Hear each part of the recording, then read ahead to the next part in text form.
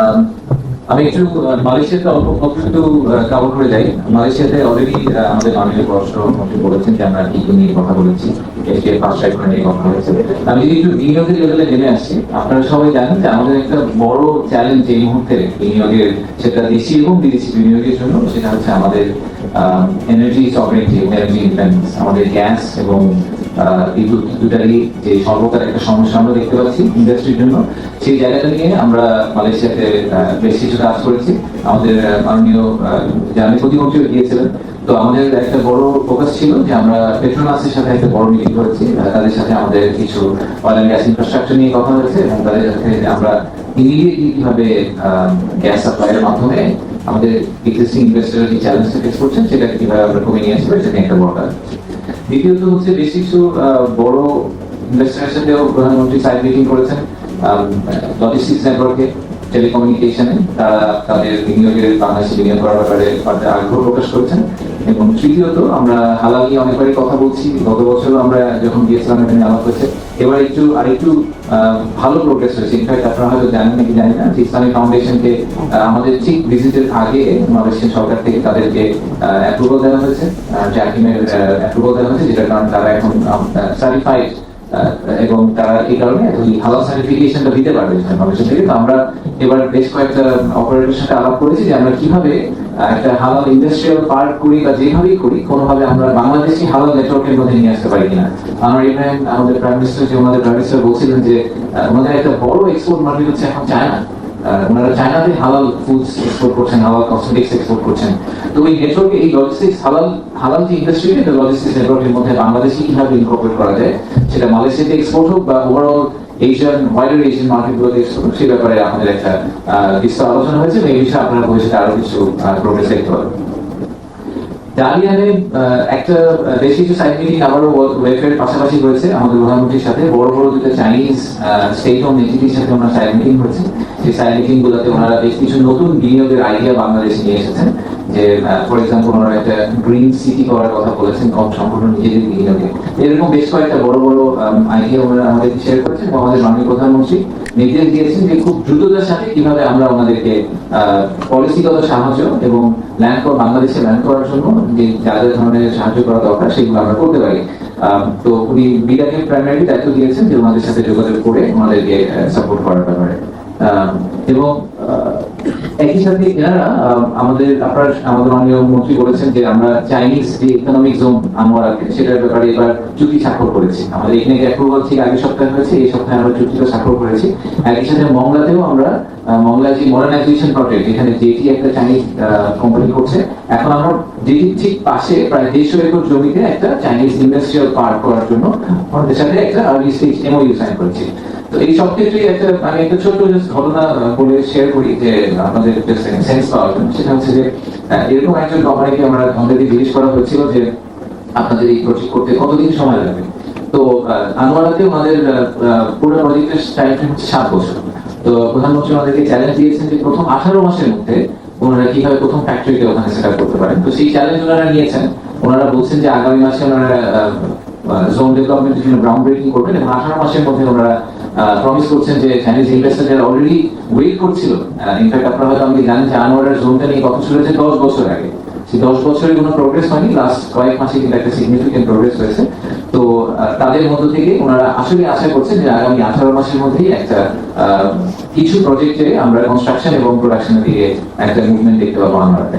তো উনি দুই পক্ষকে ইনফ্যাক্ট আমি বলবো যে আমাদের কাউন্সিল পার্টি যারা চায়নাতে আমাদের এই ডেভেলপার আছেন তাদেরকেও পুশ করেছেন এবং আমাদেরকেও পুশ করেছেন যে কিভাবে দ্রুততার সাথে আসলে কর্মসংস্থানের ব্যবস্থা করা যায়।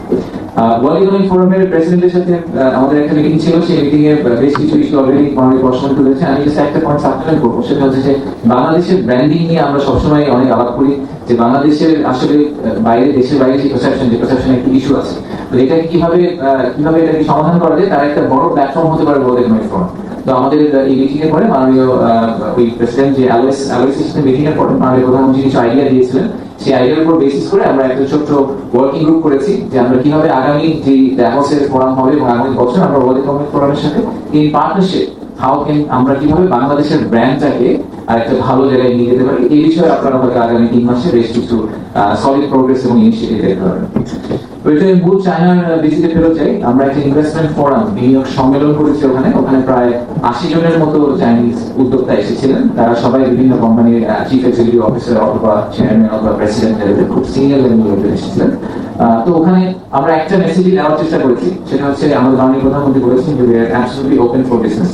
এবং আমরা বিরাট থেকে যে মেসেজটা দেওয়ার চেষ্টা করেছি যে বিনিয়োগকারীরা সবসময় স্টেবিলিটি খোঁজেন। আমি যেহেতু প্রাইভেট সেক্টরে ছিলাম, এটা আমার পার্সোনাল এক্সপিরিয়েন্স যে তারা জানতে চান যে কোন দেশে বিনিয়োগ করলে তার বিনিয়োগটা আসলে স্টেবল থাকবে এবং ওই দেশের মধ্যে একটা ওভারঅল স্টেবিলিটি বিরাজ করছে। তো গ্লোবাল স্টেবিলিটির অবস্থা তো খুব খারাপ, এটা আপনারা সবাই দেখতে পাচ্ছেন পলিটিক্যালি যে পলিসি করে। বাংলাদেশের ক্ষেত্রে কিন্তু ব্যাপারটা একটু আলাদা। আমরা মাত্র একটা খুবই ফেস্টিভ ইলেকশনের ভিতর দিয়ে এসেছি এবং আগামী 5 বছর একটা স্টেবল সরকার এগিয়ে নিয়ে যাওয়ার একটা যে প্রচেষ্টা আমাদের মধ্যে আছে সেটাকে আমরা অ্যাকনলেজ করেছি এবং সেই পয়েন্টটাকে আমরা কাজে ক্রস করার চেষ্টা করেছি যে বাংলাদেশে এখন যে স্টেবিলিটি বিরাজ করছে সে গ্লোবাল পলিটিক্যাল স্টেবিলিটি ইন্ডেক্সের সাথে যদি আপনি কম্পেয়ার করেন তাহলে বাংলাদেশ একচুয়ালি বেশ উপরের দিকে থাকবে।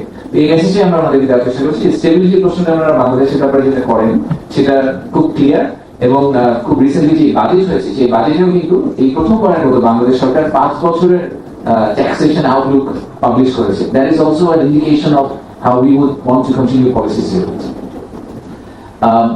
এর পাশাপাশি সিসিপিআইটি নামে একটি সংস্থা আছে, তার সাথে আমাদের একটি এমওইউ সাইন হয়েছে বিরার সাথে। সিসিপিআইটি আমাদের কাউন্টারপার্ট, আমাদের বিরার কাউন্টারপার্ট, তাদের কাজ হচ্ছে বিদেশে বিনিয়োগকে সাপোর্ট করা। চাইনিজ যে কোম্পানিগুলো বিদেশে যাওয়ার চেষ্টা করছে তাদেরকে সাপোর্ট করা।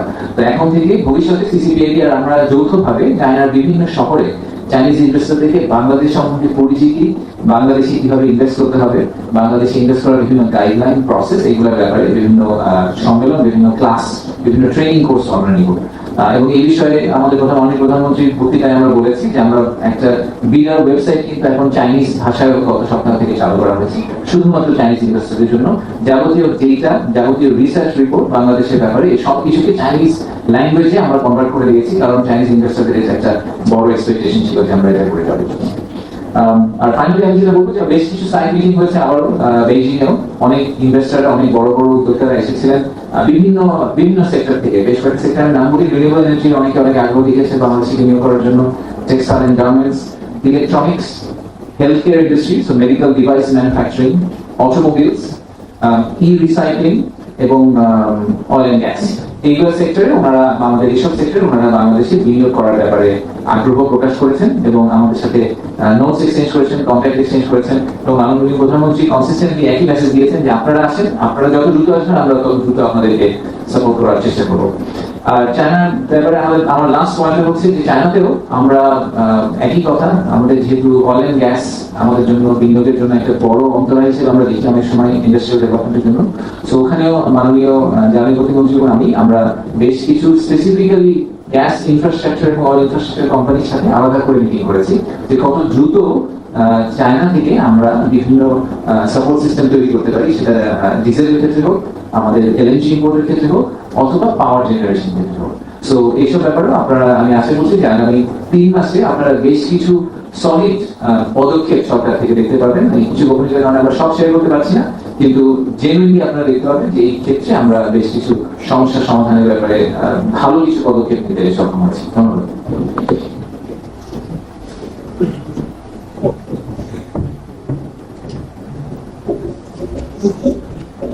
ধন্যবাদ স্যার, ধন্যবাদ আমাদের চেয়ারম্যান বিরাট।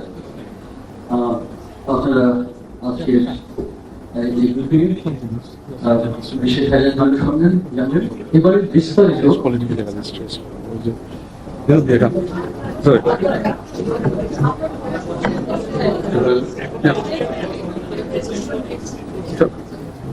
Just একটা জিনিস I'll just stress to you on the bilateral meeting with President Xi Jinping, then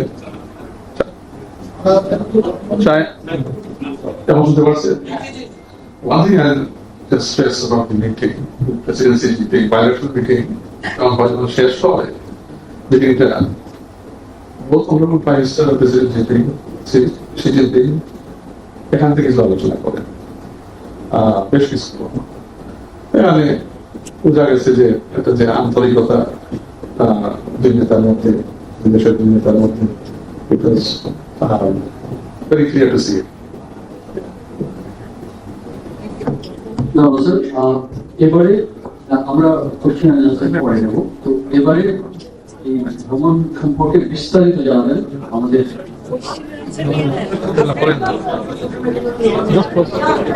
বিস্তারিত কি ডিজিরা বলবে এখন? বিস্তারিত ডিজিরা বলবে? প্রশ্ন উত্তর নিয়ে নাও। প্রশ্ন উত্তর নিয়ে নেন, দু একটা প্রশ্ন তো নিয়ে নেন, ডিজিরা পরে